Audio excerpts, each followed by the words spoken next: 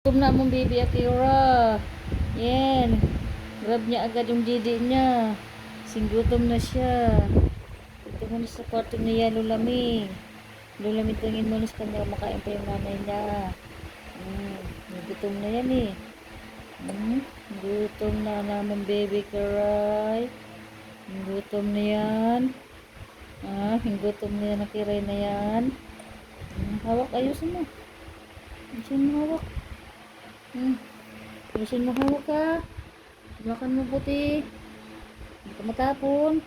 Hindi ka matapon ang didi aming Akira.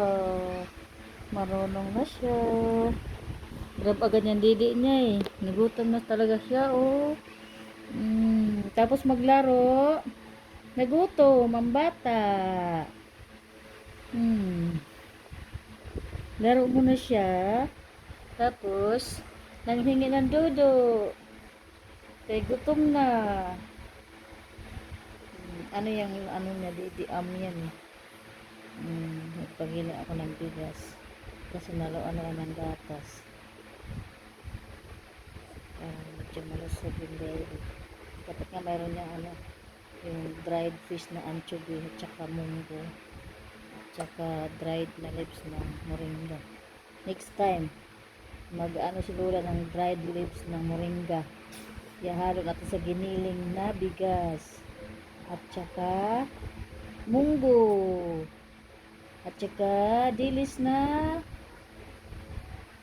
isda. Yung binilad na yung dried fish na panghalo sa dudu para healthy ang bata.